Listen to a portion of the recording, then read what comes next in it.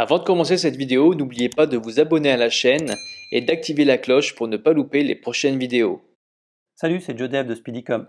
Bienvenue dans cette vidéo, je vais vous expliquer comment créer un système de FAQ sur Shopify. Vous trouverez dans la description de la vidéo le lien de la version écrite qui vous permettra de récupérer les différents codes nécessaires à la réalisation de ce tutoriel. Donc, je vous conseille avant toute intervention de faire une copie de votre thème. Je vous rappelle la procédure. Vous allez vous mettre sur boutique en ligne. Votre thème qui est ici, on clique sur le bouton d'action, dupliquer. Comme ça, en cas de bêtise, vous pouvez revenir en arrière. On va directement prendre ce code qui est ici, qu'on va tout sélectionner. Puis là, c'est long.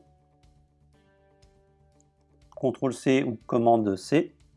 Donc cette fois-ci, on ne va pas passer par les fichiers, on va pouvoir le mettre sur une page, par exemple une page FAQ, ou même dans un produit. Donc ici, on va choisir de le mettre dans une page. Donc on va peut-être la créer, on va l'appeler FAQ. Et puis on va le mettre à l'intérieur. Donc on va passer bien sûr ici en mode code, afficher le code HTML, on clique dessus. Là on est en mode code. Et on copie tout. CTRL V et on enregistre. Donc on va aller regarder la page. Donc vous voyez qu'ici on a notre petit accordéon. Donc c'est très pratique pour les questions-réponses. On va aller le mettre dans le menu. Hop. Hop, pardon, main.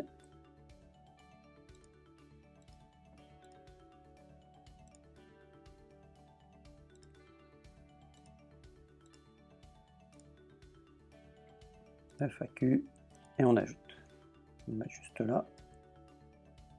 Ça, on va pouvoir revenir à tout moment sur notre page. Donc on clique dessus et on peut mettre des questions et des réponses ici.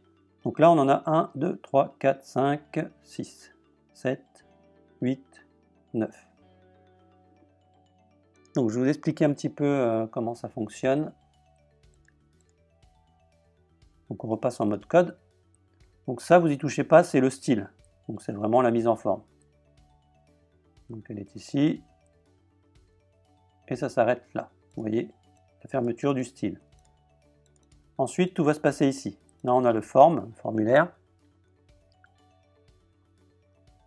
qui va contenir tous nos articles. Enfin, qui va contenir tout notre code.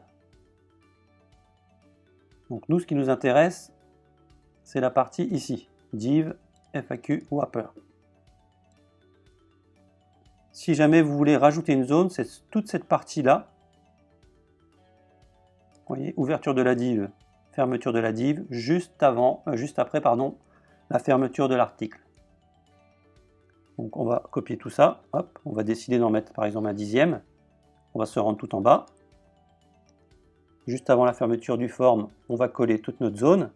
Bien entendu, il va falloir adapter, donc section 10. Ici, l'identifiant, on va mettre FAQ 10. Pareil pour la value. Et pour le for. Et c'est tout. Là, on enregistre. On revient sur notre FAQ. Ah voilà, elle est ici. Donc là, vous avez vu, j'ai copié la première zone qui est ici. Du coup, c'est celle-là qui est ouverte. Ça, j'aurais pas dû. Je vais vous montrer comment. Il vaut mieux plutôt dupliquer la dernière zone que la première. Vous voyez qu'ici, il y a un checked. Donc il faut le supprimer. Le checked va vouloir dire, hop, il est ouvert, il est actif.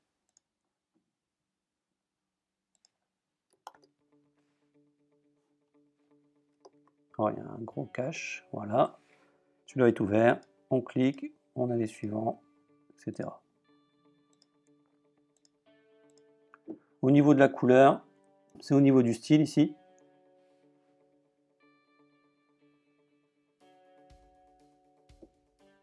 C'est au niveau du FAQ label. Vous pouvez changer par exemple la couleur de la bordure. Donc ici on est en gris. Donc vous allez voir, vous allez taper sur Google couleur hexadécimale et vous allez pouvoir trouver une combinaison de 6 chiffres. Là c'est 3 chiffres parce que j'abrège, il y a des versions abrégées. Mais là si par exemple on veut mettre 6 0, ça va faire noir.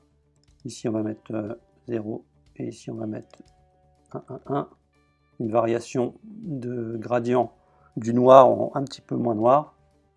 Et ici, la couleur blanc.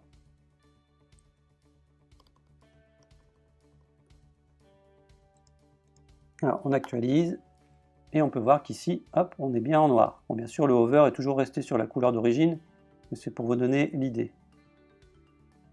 Donc pour les couleurs de hover ou d'actif, c'est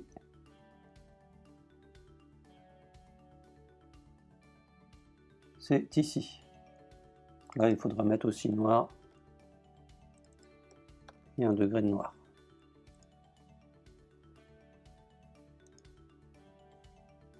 Et vous voyez que là, quand on passe au survol, il ne se passe plus rien parce que c'est la même couleur. On pourrait très bien faire un drop. Hop. On actualise. Et là, on peut voir, hop, un léger effet de survol. Si vous voulez que celui-là aussi soit comme ça, c'est la couleur qui est ici. Moi, je vais revenir en arrière, si je peux.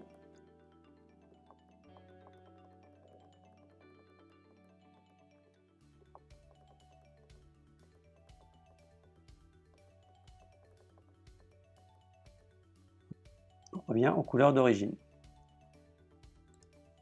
Là, je suis revenu pas assez en arrière. On enlève le checked. Et ça sera bien le premier qui sera actif. On rafraîchit. Voilà, c'est terminé. J'espère que ce tuto vous a plu. Et n'oubliez pas de mettre un petit pouce bleu et de vous abonner à la chaîne. À bientôt.